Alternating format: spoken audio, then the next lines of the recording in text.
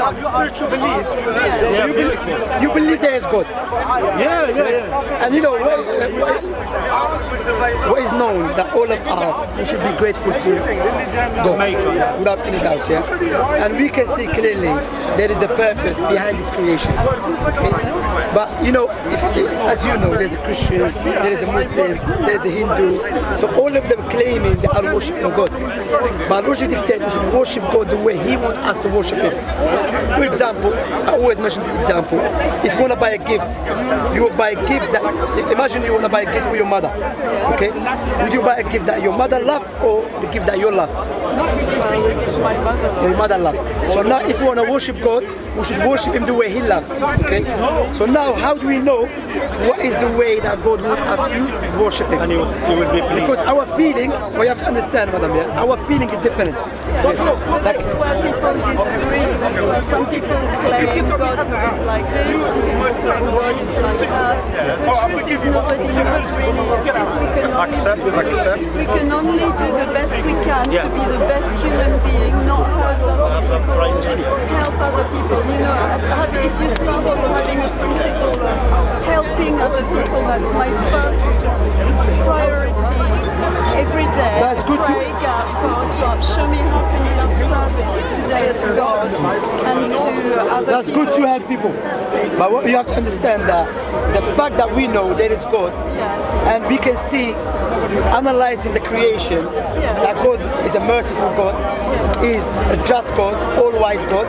Therefore, He will not create the creation without clarifying the truth to us. He talks to us. Yeah, that's my point. My point here is that now you maybe the person say, "God talk to me the way I should worship Him by smoking drugs every day."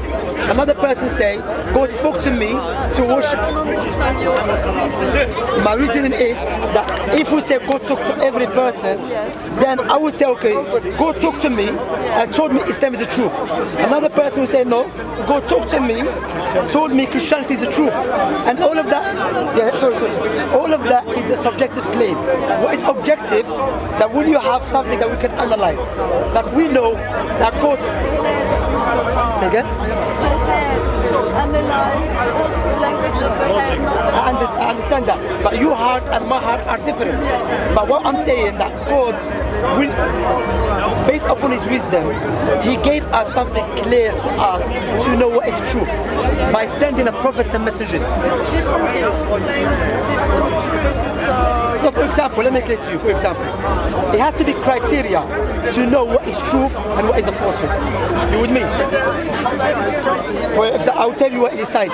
That we use our reasoning and also the scriptures. For example, Sister, I'll be back in a minute. You mean natural? Yes. I think you mean God gave us an instinct. Yeah, I agree with that. Instinct, yeah. Yeah, natural inclination. And whenever we ask to be guided, I agree that about natural inclination, yeah. But now, like for example, as a Muslim, we say how men that lived 1400 years ago prophesied about the future. We know that if I ask you who knows the future in details, God, that's what I'm saying. So if now we have someone who lived 1400 years ago and prophesizing about the future, for example, Prophet Muhammad, he said there will come a time when you see the barefoot Arab man competing in building tall buildings. But you have to understand, when the Prophet Muhammad mentioned that, back in those days, the people, the Arabs, especially the Arabs, were not known to build tall buildings. Those who were known, the Persians, the Romans, the Egyptians, the Greeks. So how man 1400 years ago tell us about something that we can observe right now?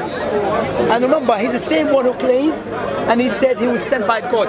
You understand? So as a Muslim, we can show that when we say we have the truth, not because we feel it, rather because we have a tangible proof that we can share to show to everyone Muhammad must be true prophet.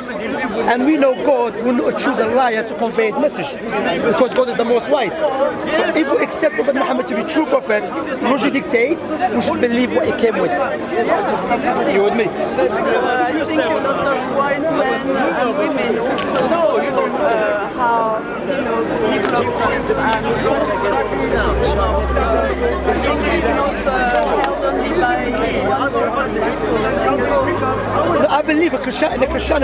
We as a Muslims. Not just Christianity, saints, people. No, there's a difference between predicaments, or what they call them, not prophecy, there's another term for it, to prediction. To predict something is different than prophecies. When Prophet Muhammad prophesies, there was not any signs to indicate that will happen. For example, the prophecy that Prophet Muhammad mentioned, another one, he said there will come a time when the Arabs, they will stop using the camels as a riding beast, and they will use something as a box that will carry them from their house to the mosque. And this clearly we know in Saudi, Kuwait, Qatar, what they use now. They don't use the camels like before, they use the cars. And the Prophet Muhammad said like a box. You understand the meaning of it, yeah? Also, it's not just a prophecy. Also, how we can go back in the Quran, you know the Quran, the holy book for Muslims, yeah? He mentioned that, oh Muhammad, your description is being mentioned in the previous scriptures. And we can go back to the Old Testament and there's a clear-cut description of Prophet Muhammad. I'm sure he was a holy man. But it's overwhelming proofs to establish this man must be prophet of God. Yes. But if you accept that logic dictates, you should believe what he came with. And you should worship God the way he wants you, not the way you want or the way I want. You with me? Absolutely, but I think there's not just one. I think God spoke to quite a lot of people. Yeah, but we have to establish that because I believe God spoke to Jesus, to Moses, to Abraham, Isaiah. But if another person claims... Many, we're only talking about a part of the world. There's the world is huge. There's other populations, saints in other populations that no one knows about. No, what we have to understand, madam, yeah? If we establish here is the truth, whatever go against the truth, it must be falsehood. If we establish this is the truth, you with me? Anyone and go against the truth must be falsehood. Falsehood. False, you know false? Something which is falsehood, yeah. Yeah, falsehood, yeah? So, if we establish Prophet Muhammad as a true prophet, and what he comes with is the truth, whatever go against his teaching must be false.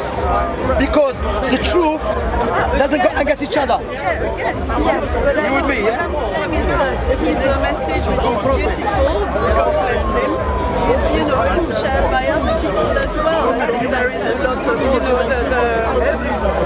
and I really respect Islam because I respect the fact that people are, believe and dedicated to God. Their devotion is admirable. Yeah. And I think that's amazing. So my question will be to you, because you are someone worshiping God, correct?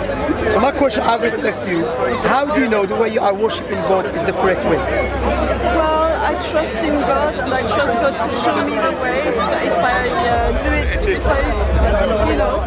the way I worship God is wrong, God will show me. Yeah, God showed you today by talking to me. You see? You didn't expect that. You see, because what I just showed you, I'm showing the clear proof why Prophet Muhammad is a true prophet. Clever. But I will give you this book to me as a gift for me. Please, as a gift. Where are you from? France? I live in London. But you're from France originally? Yeah, long time ago. Because the accent, you can see French accent. Never goes. No problem. Thank you. Read it, please. Think about it. Thank you for talking to me. Take care, yeah? Thank you. Take care. Thank you.